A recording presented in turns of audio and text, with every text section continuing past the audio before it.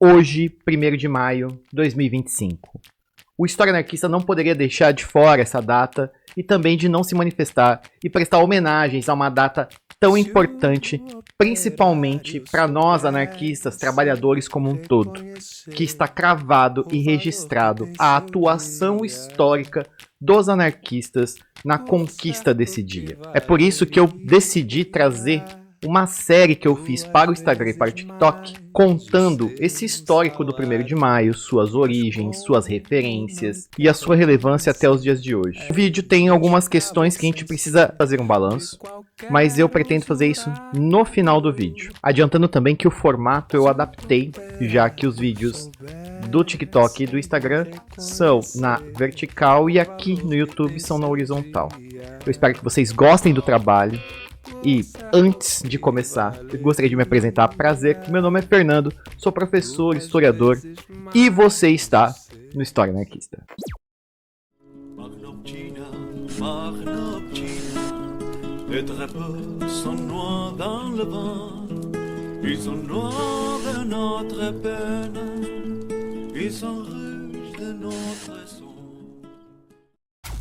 Para a gente começar esse papo e a nossa investigação, a pergunta a ser feita logo de cara, e é uma pergunta honesta, é: por que o 1º de maio foi escolhido para ser esse dia do trabalhador? O que se tem notícias e o que se sabe através da história é que desde 1883 até mais ou menos 1884, já se discutia pelos anarquistas franceses e por ativistas socialistas como um todo, uma data que articulasse uma greve geral, que servisse para intimar os patrões em defesa da redução da jornada de trabalho e para melhores condições de trabalho. Segundo a historiadora Michelle Perrault, o 1º de maio tem forte relação nas tradições populares, folclóricas da Idade Média, em especial na festa da primavera, de origem pagã e vinculadas aos ritos de fertilidade.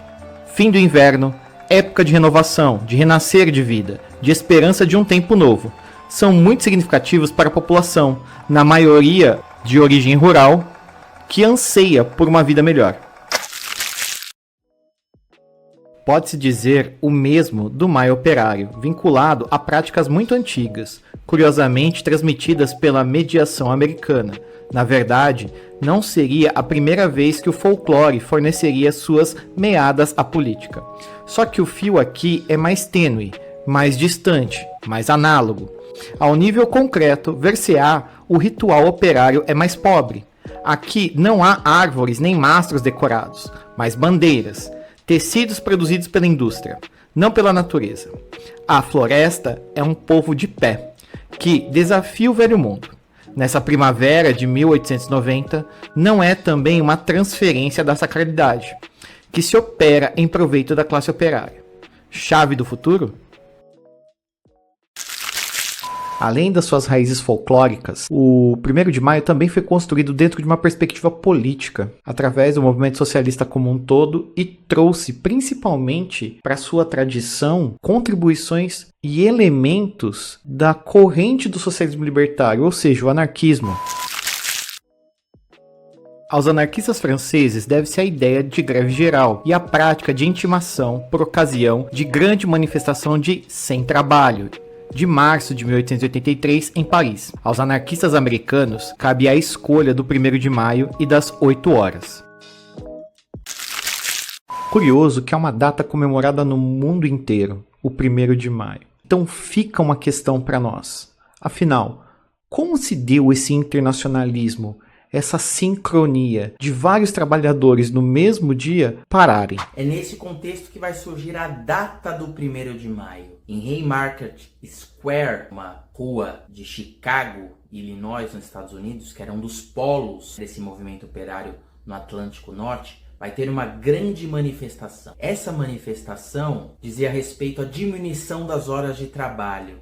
Os trabalhadores naquela época trabalhavam 12, 14, 16 horas, não tinha uma lei de trabalho. E o sindicalismo revolucionário, os anarquistas, os socialistas faziam greves, passeatas, manifestações para aprovação dessa lei para melhorar a vida do trabalhador e aí incentivando para que ele se organizasse contra os males da burguesia, do Estado e tudo mais. Nessa manifestação ocorreu uma explosão de uma bomba, tendo vários feridos ali, e a polícia começou a disparar contra os operários, contra os trabalhadores e contra os militantes. 8 anarquistas vão ser acusados de terem implantado essa bomba. Lembrando que não era uma greve de anarquistas, só de anarquistas, era da classe trabalhadora em geral. Tinha militantes de outras correntes também, mas eles sabiam que os militantes anarquistas eram os mais influentes ali naquele momento, queriam minar aquilo, aquela estratégia de ação direta que ameaçava o Estado Nacional naquele momento. Então eles julgaram esses 8 anarquistas, 4 foram executados e 1 tentou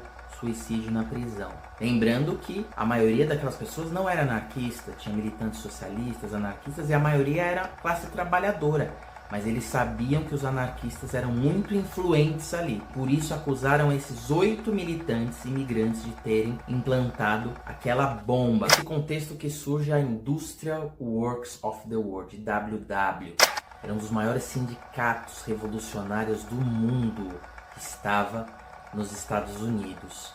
Era composto por várias organizações, várias federações em um grande único sindicato, que a ideia era fazer justamente partir de baixo dessas federações para um grande organismo que pudesse embater o Estado e o capitalismo na estratégia da Primeira Internacional e da Internacional anti-autoritária que foi gestando esse sindicalismo revolucionário.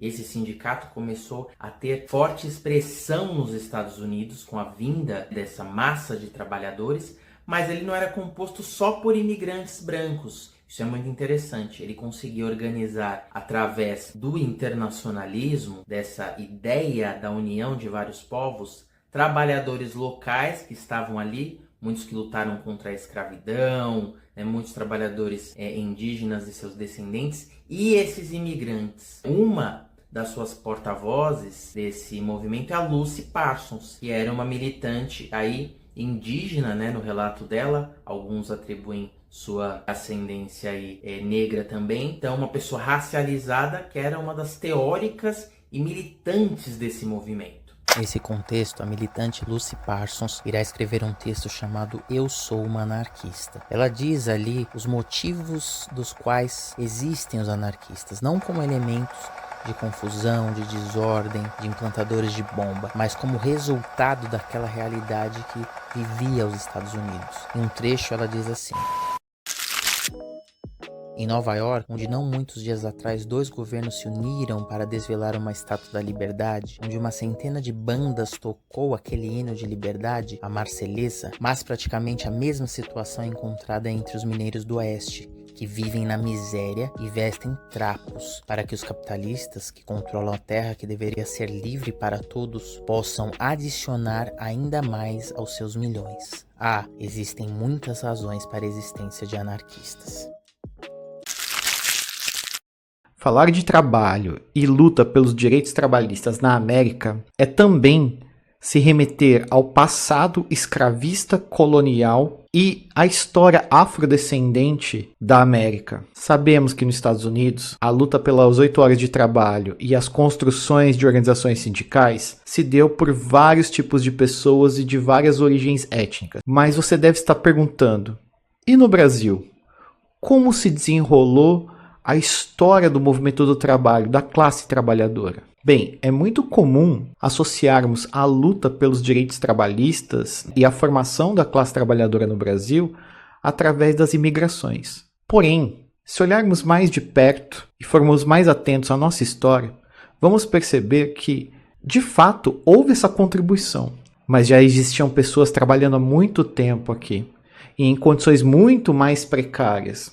A gente está falando de um país onde a estrutura e a sustentação do trabalho se deu pelo meio escravista. Então a gente precisa pensar a construção do movimento trabalhista de formas específicas dentro da construção da nossa sociedade. A primeira greve geral econômica urbana do Brasil ocorreu em 1857, na Bahia, cidade de Salvador. Protagonizada por negros de ganho, também apelidados como ganhadores, que trabalhavam como carregadores e eram fundamentais engrenagens para o funcionamento da cidade.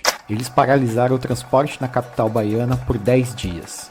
Esses trabalhadores libertos, livres e escravizados, todos africanos ou descendentes, se organizaram em grupos e percorriam a cidade fazendo todo tipo de serviço. Em cadeiras de arruar, horas carregando objetos e outros tipos de mercadoria, horas vendendo quitutes e comida na movimentada Salvador da época. A Câmara Municipal de Salvador queria impor a todos os carregadores uma identificação ostensiva, a partir de uma placa pendurada no pescoço, e o pagamento de impostos.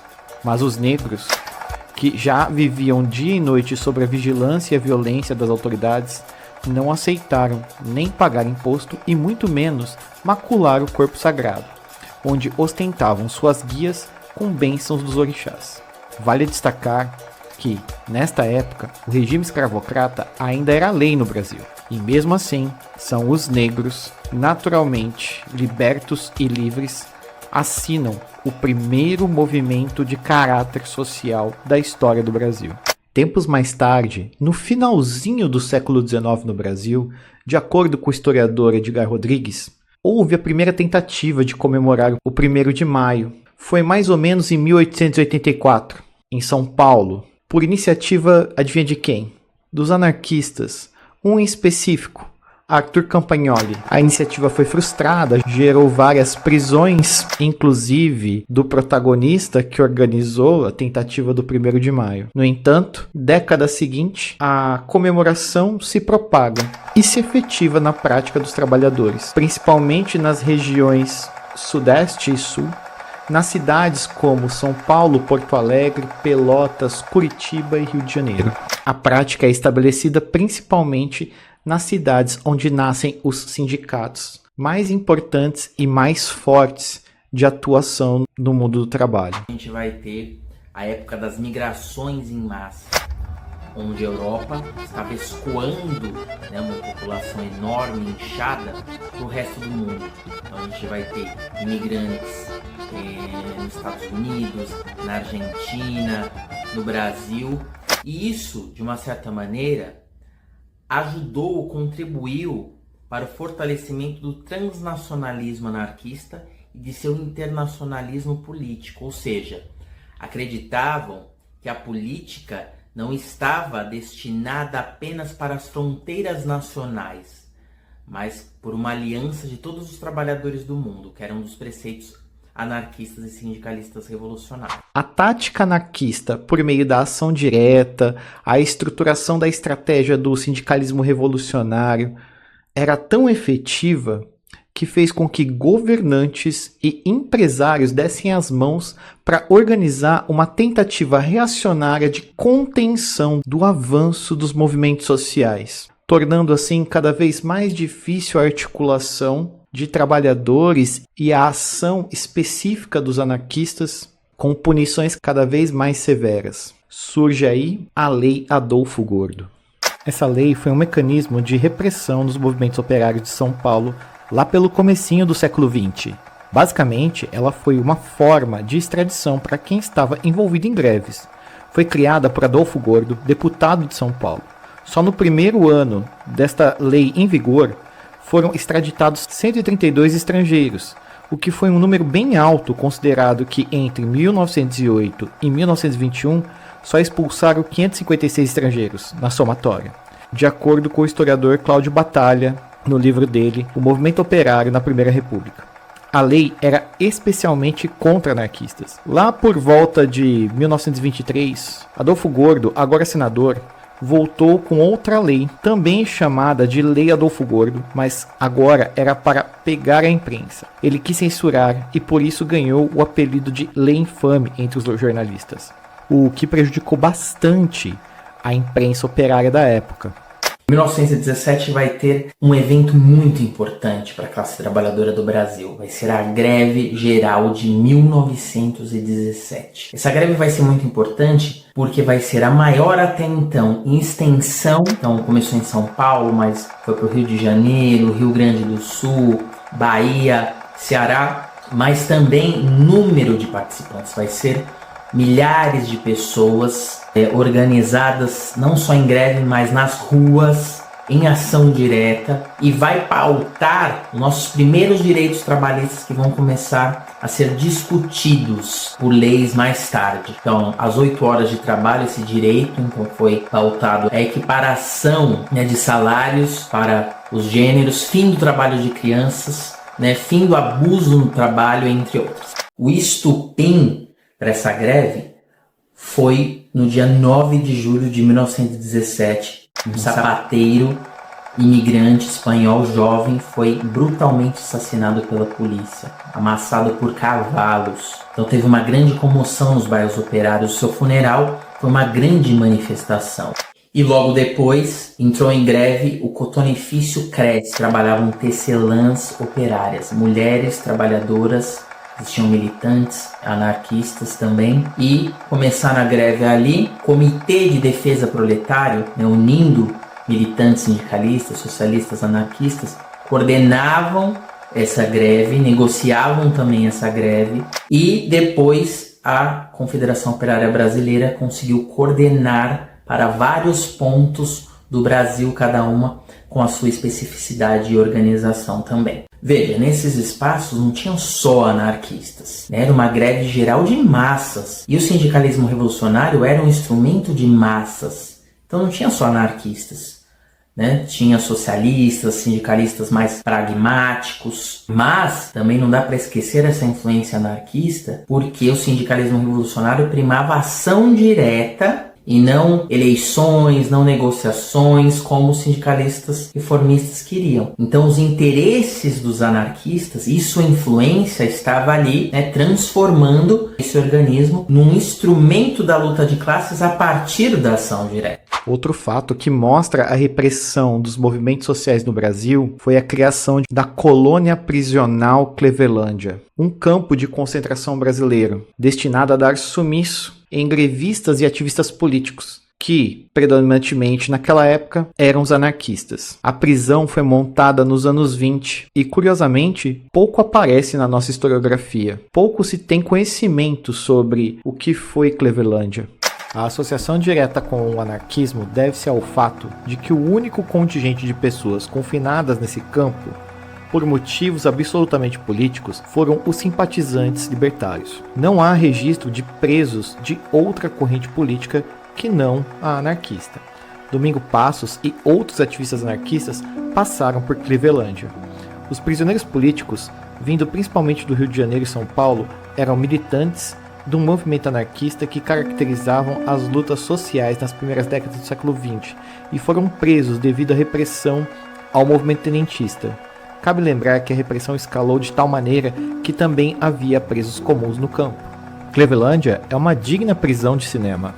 Poderia ser considerada até como Alcatraz, praticamente intransponível, com o muro e as barreiras mais seguras e inultrapassáveis, a floresta amazônica. Muitos tentaram fugir, poucos conseguiram. Domingo Passos foi um deles. Os que não conseguiram morreram, ou na fuga, ou cumprindo a pena.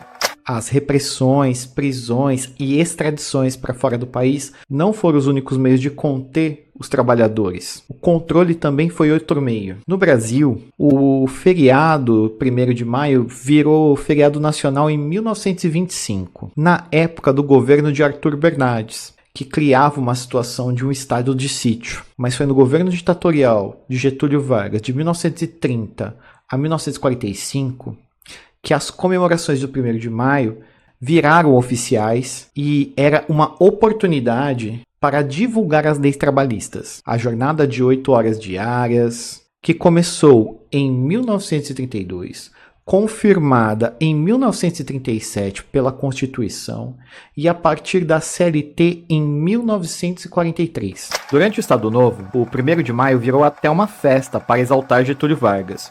chamado de pai dos trabalhadores. De fato, Getúlio fez as leis trabalhistas rolarem no país de forma constitucional, mas a estrutura a qual foi regulamentada aos moldes da Carta de Lavoro criada na ditadura de Benito Mussolini tirava a autonomia combativa dos sindicatos, já que eles foram estatizados. Abria margem até para o surgimento de sindicatos patronal. Sim, patrões agora teriam sindicatos. O surgimento da Federação da Indústria do Estado de São Paulo, a Fiesp, e a Confederação Nacional das Indústrias, o CNI. Aqui podemos pensar diante de dois fatos. O primeiro é que se sindicato fosse ruim, patrão não criaria o dele. Segundo é que o sindicato patronal é reacionário. Lembra do pato da Fiesp? E é por causa dele que hoje pagamos o pato. Em outros países, o controle e a propaganda desmobilizante, a investida e o contragolpe em controlar o trabalhador não seria diferente. Pelo menos no que abrange o teor simbólico e na ressignificação do Dia do Trabalhador. Nos Estados Unidos e no Canadá, eles nem quiseram reconhecer o 1º de maio e inventaram outra data para o Dia do Trabalho, que desde 1894 é celebrado como feriado nacional na segunda metade de setembro. O 1º de maio é mais como uma festa só para os sindicatos, partidos e organizações de esquerda. Na Itália, durante o governo fascista, eles até esvaziaram a celebração do 1º de maio, substituindo pela festa do trabalho italiano, comemorada no dia 21 de abril, que é a data de comemoração de Roma. Depois da guerra, em 1945, voltaram a comemorar o 1º de maio, mas chamando de Festa del Lavoro. Na França é parecido, eles chamam de Fête du Travail, desde 1919. Na Alemanha, durante o governo nazista, eles pegaram até a cor vermelha da bandeira do socialismo, que representava os trabalhadores, e houve a tentativa de neutralizar a ligação do passado do 1º de maio com o proletariado. Na Polônia, mais recentemente, o 1º de maio ganhou até um nome bem mais neutro, Dia do Descanso, na tentativa de apagar a memória nacional às atividades oficiais do governo comunista.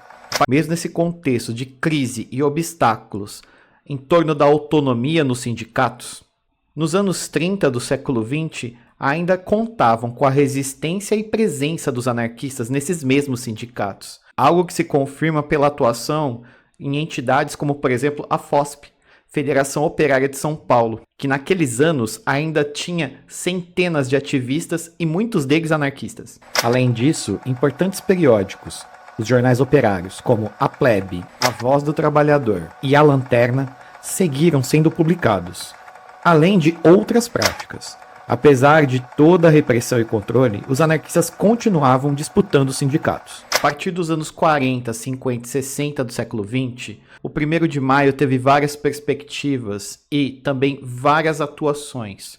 O anarquismo ainda teve sua influência, permaneceu atuante, mas foi em 1964, no Brasil, que as coisas mudariam e reconfigurariam tanto a atuação dos trabalhadores como a corrente ideológica, o anarquismo. Durante a ditadura empresarial militar, ocorreram várias perseguições, fechamentos de locais de estudo e propagação do anarquismo, e na luta sindical, na luta trabalhista, o peleguismo tomou conta dos sindicatos. Fechamento de partidos, movimentos sociais e ativistas foram caçados, silenciados, entraram para a clandestinidade. Foi um momento de sobrevivência dos trabalhadores e suas organizações. O caráter dos atos públicos organizados durante o feriado saiu de cena o tom de protesto, predominando uma noção mais festiva, reforçando o que Vargas tinha inaugurado. O anarquismo dessas décadas estava em rearticulação, reconstruindo suas forças, atuando em outras frentes para além do meio sindical. Mesmo assim, se fazia presente nessas lutas, disputando com os partidos PTB e PCB. A partir de 64, mesmo que existente e permanente ao longo de sua história, o anarquismo se encontrou durante a ditadura empresarial militar contraído. Mas entre os fins da década de 60 e o início da década de 70, ocorreu uma nova quebra de controle, uma quebra de paradigma, criada através da força sindical e o movimento estudantil, dando condições de reivindicar a resistência e a existência desses grupos. Era maio de 68, 2 de maio, um dia depois do Dia do Trabalhador. Estudantes franceses universitários fizeram um protesto devido à divisão de dormitórios entre homens e mulheres. Na verdade, através desse simples motivo, reivindica o fim de posturas conservadoras. Aproveitando do incidente, outros universitários franceses e grupos políticos partidários resolveram engrossar fileiras dos protestos contra os problemas vividos na França. Com a cobertura televisiva, o episódio francês ficou conhecido pelo mundo. E a atuação dos anarquistas foi fundamental no maio de 1968, como aponta o economista político José Maria Carvalho Ferreira.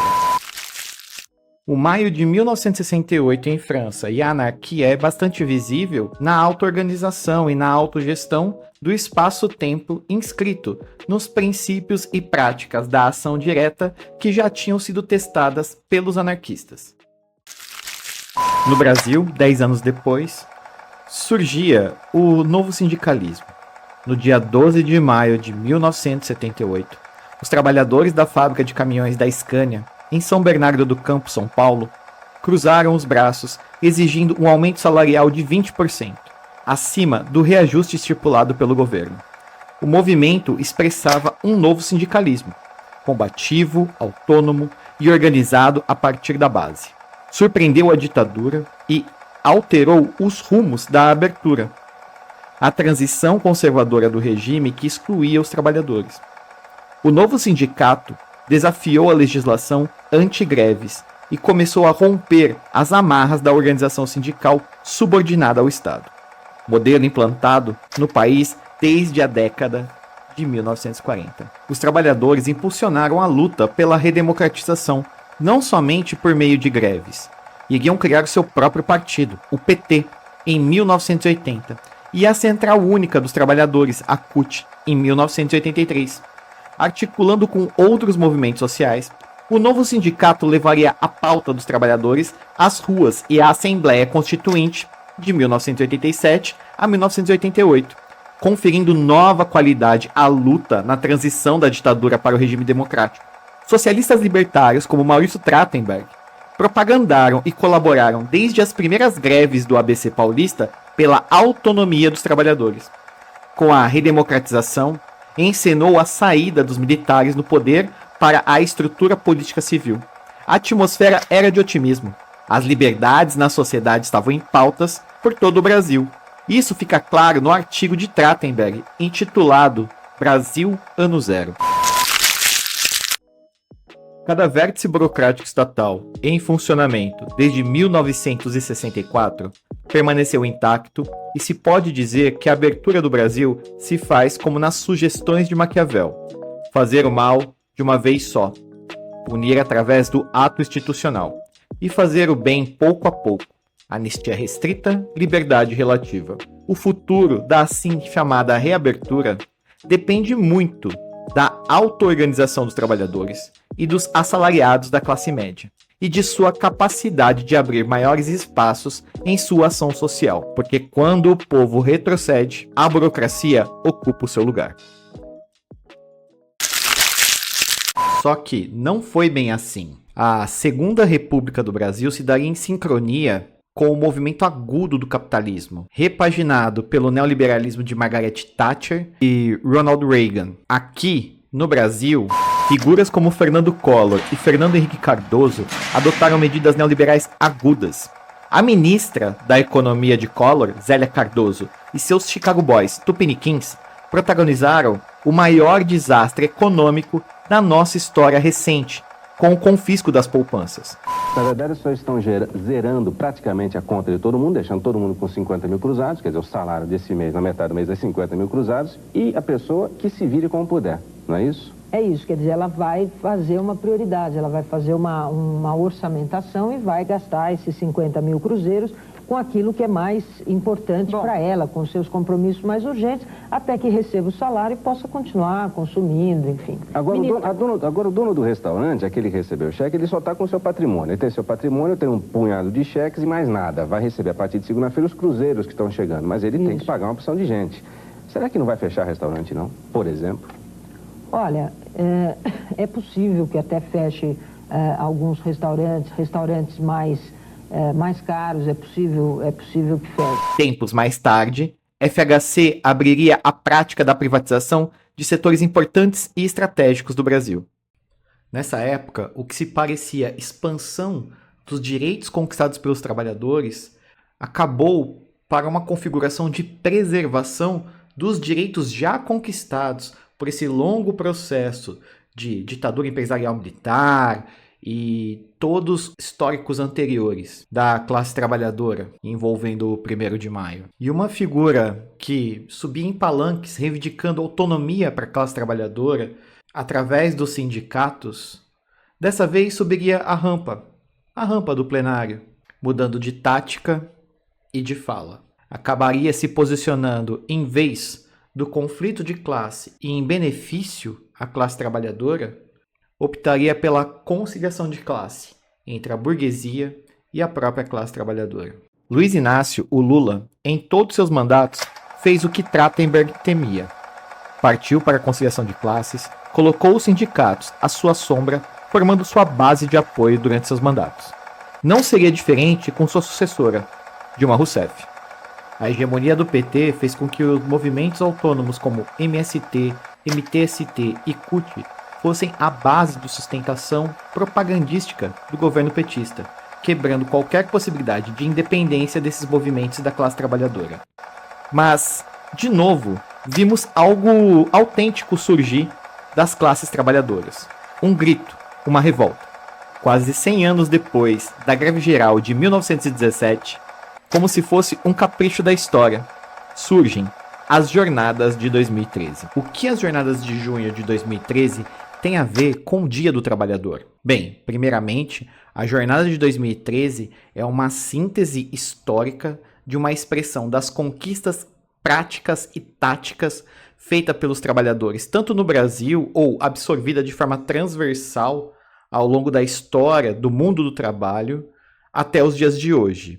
Então, a paralisação, a organização, as bandeiras pautadas, todo esse conjunto de ações se resume às conquistas e à formação da classe trabalhadora até 2013, exposta em ação na rua, em ato na rua. Segundo ponto é que Jornadas de 2013 é apenas uma expressão para um recorte histórico, o qual representa manifestações ocorridas a partir de abril de 2013 até julho de 2013. Ou seja, o 1º de maio está nesse entremeio e também foi um momento onde trabalhadores se manifestaram diante ao quadro e à conjuntura social do Brasil. A Unipa, União Popular Anarquista, em seu texto Para as Barricadas, comenta o seguinte: no ano de 2012, houveram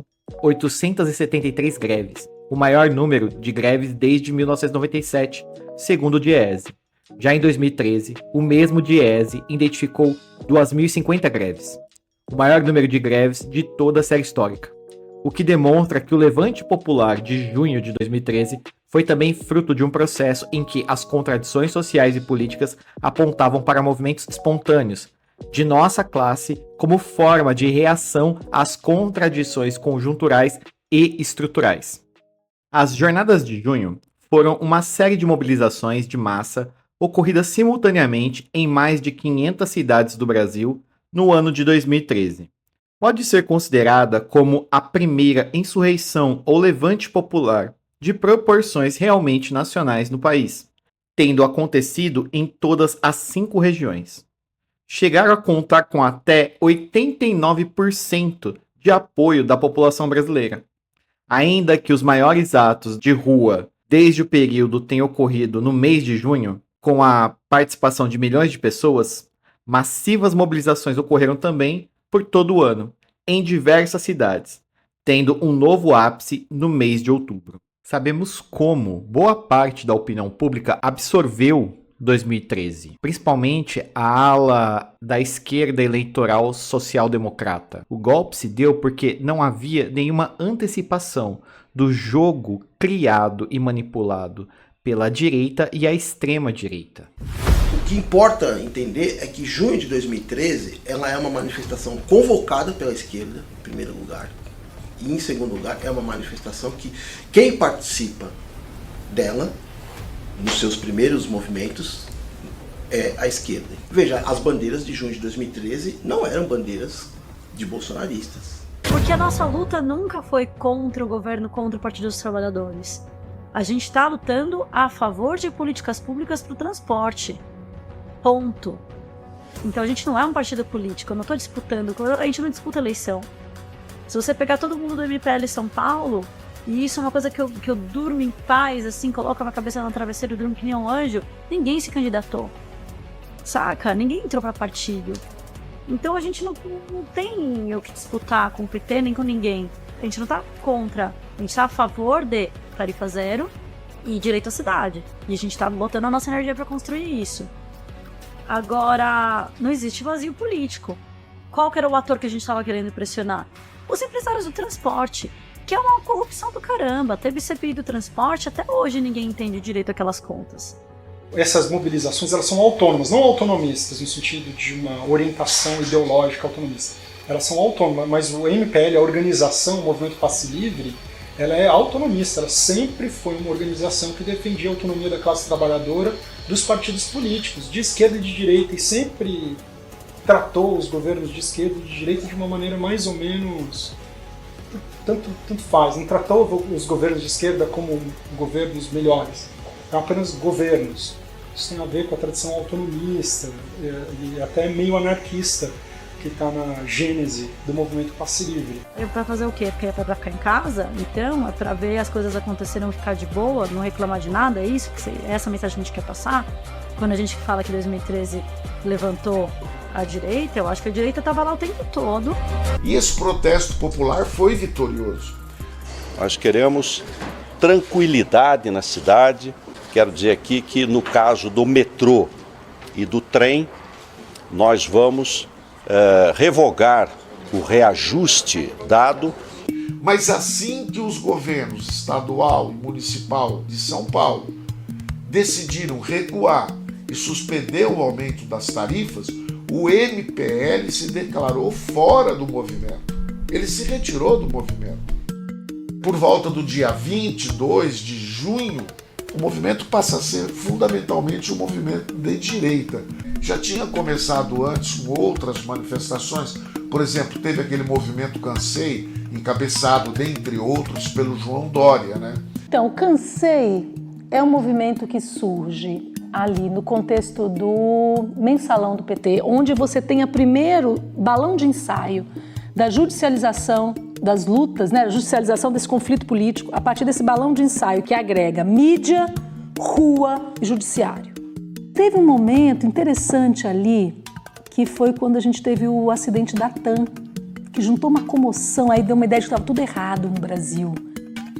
Mas esse movimento morre, porque os indicadores econômicos sociais estavam nas alturas. E eles voltam para atuar como sempre atuaram, às sombras. A direita brasileira nunca saiu da política, mas ela sempre atuou às sombras. E mesmo depois, né, dos eventos de 2013, depois das ocupações das escolas, os protestos contra a instalação da Copa do Mundo, até 2017, a classe trabalhadora continuou a lutar. E aqui estamos, 2024. Apesar do salto temporal, de muita coisa ter passado desde 2013, refluxos organizacionais do mundo do trabalho, como os sindicatos, por causa da reforma trabalhista, a ascensão de uma extrema-direita à presidência, uma pandemia.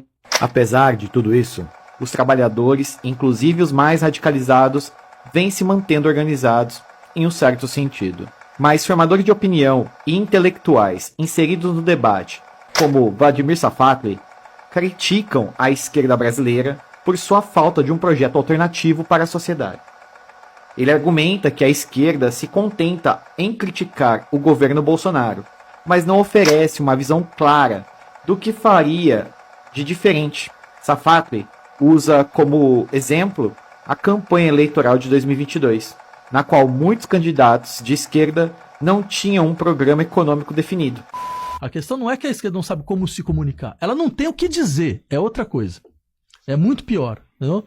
Assim, ela não tem um projeto alternativo para fornecer à sociedade. Veja o que está acontecendo com a nossa campanha atualmente. Desculpa, mas assim, olha, eu voto Lula no primeiro turno, não tem essa questão. Mas veja, o sujeito vai lá na Times, a Times pergunta para ele, qual é o seu programa econômico? Ele diz, eu vou ver isso depois da eleição. Ou seja, isso significa o quê? Você joga em cima da recusa ao Bolsonaro. Ela é forte, tudo bem. Mas você não tem ideia nenhuma do que vai ser o governo daqui para frente. E aí a gente vê narrativas, né, como a do filósofo Vladimir Safatli, falando que a esquerda morreu. Né? Um dos argumentos que ele fala é que a esquerda não pauta mais autogestão, independência de classe, autonomia sindical, um projeto aí nacional e internacional. Só que são todas as coisas que os anarquistas desde o final do século XIX estavam pautando, mas foram reprimidos, combatidos ou invisibilizados, inclusive, por uma esquerda hegemônica e estatista. Recentemente, o cenário foi marcado por uma polêmica envolvendo a greve dos professores das instituições federais, tanto no ensino básico quanto no ensino médio, técnico e universitário. Essa greve propiciou um debate entre a direita mais radical e a esquerda mais moderada. A esquerda moderada argumentou que a radicalização da greve pode criar um palco para a retomada da extrema-direita.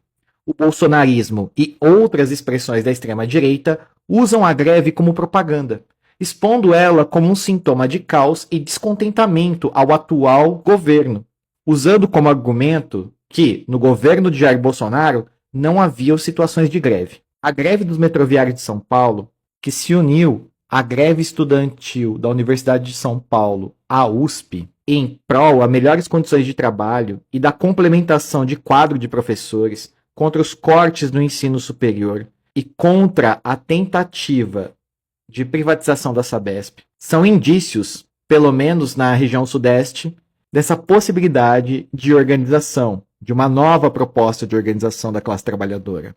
Outro movimento autônomo que surge neste contexto, visando a luta e a melhoria das condições de trabalho e genuinamente vindo da classe trabalhadora, é o movimento Vida Além do Trabalho, o VAT, que luta pelo fim da escala 6x1 de trabalho.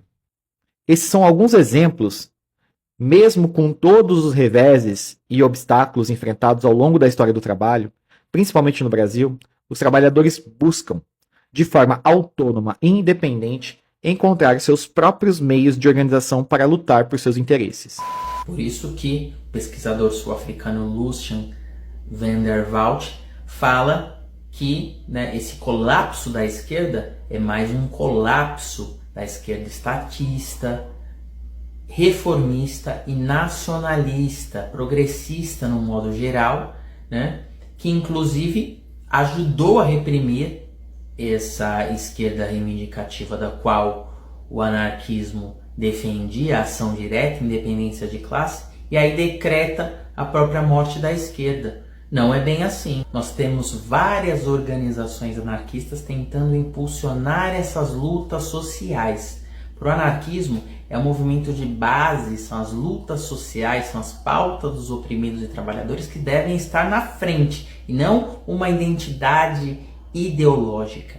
E a organização anarquista deve impulsionar isso, alavancar os métodos de ação direta e autogestão do nível social. No Brasil, por exemplo, está sendo construída uma organização de caráter nacional para fazer isso, que é a OESL, de inspiração aí tanto plataformista, né, da Revolução Ucraniana de Nestor Makhno, quanto especifista aí da Federação Anarquista Uruguaia, entre outras influências. Sobre a OSL, Organização Socialista Libertária, cabe ressaltar o incentivo e o apoio em relação à unificação da greve nos setores mencionados, como, por exemplo, a greve dos metroviários, a greve dos professores nas instâncias federais, desde o ensino básico até o universitário, e também incentivos autônomos, como, por exemplo, o VAT. Em nota, a Organização Socialista Libertária solta a seguinte mensagem: nós, da OSL, fazemos um coro com os setores que chamam a unificação do movimento nacionalmente. Só é possível mudança mais profunda e a derrota do projeto privatista com uma forte mobilização nacional unificada. Para isso, é preciso derrotar a política governista no interior do movimento sindical, da educação e no movimento estudantil e avançar na defesa da educação pública e nos direitos de estudantes e trabalhadores. Bem, dito isso, a gente precisa fazer um balanço, então, do 1º de maio de 2024 para o 2025. Já que o vídeo eu percebo que tem algumas coisas desatualizadas. O que a gente pode dizer primeiramente é o que se confirma. E o que se confirma é realmente a fala do professor e camarada Cauã William em relação à potencialidade da autonomia do trabalhador em relação às suas lutas e que nessas lutas que são autônomas, os ganhos são mais profundos. Essas lutas têm conquistas mais qualitativas, reafirmadas pelos próprios trabalhadores e pelos próprios oprimidos a partir de suas próprias organizações. Recentemente, só para reforçar o argumento, vimos a manifestação dos povos originários pela educação, lá no Pará, fazendo confronto direto com o secretário de Educação, Rocieli Soares. Eles deixaram claro e fizeram notícia que eu vou deixar aqui do lado, pela Brasil de Fato, com a seguinte fala: não estamos articulando com o governo. Isso reforça e reafirma a nossa fala e a mensagem desse vídeo. A auto-organização dos dominados em autonomia tem ganhos mais qualitativos. Além disso, é importante atualizar como anda a pauta mais recente, vinculada diretamente aos direitos do trabalho, que é a escala 6x1. A escala 6x1, ela se ampliou e ela não é mais somente pautada e guiada pelo VAT, Vida Além do Trabalho. Houve uma amplificação de várias frentes de luta e de várias organizações que inclusive vão para além da questão da escala 6x1, questionando o que valida a possibilidade de existir um regime de horário de trabalho tão cruel e ingrato para o trabalhador, que é a reforma trabalhista do Temer de 2017. Então, para além da questão de o que se vê da classe trabalhadora, é uma clareza em relação ao que gera esse tipo de exploração, que são leis mais profundas dentro da nossa Constituinte.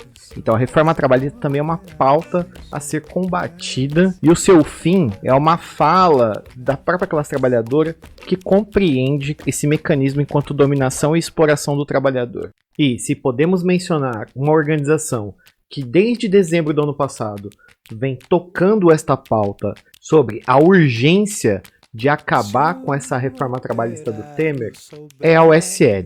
A Organização Socialista Libertária, ela vem sinalizando há muito tempo que, para além da conquista do direito do trabalho, é preciso aniquilar, então, com os mecanismos de dominação.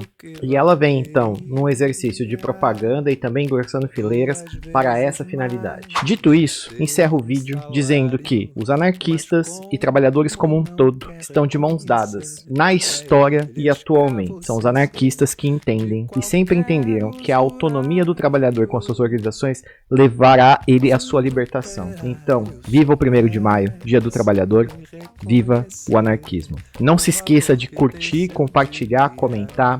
Aqui, nesse cantinho, tem um QR Code que você pode fazer doações de qualquer quantia, a qualquer momento. O História Anarquista ele é financiado de forma espontânea, com a quantia que cabe no seu bolso. É isso, valeu, falou, eu fico por aqui e sem deuses, sem mestres.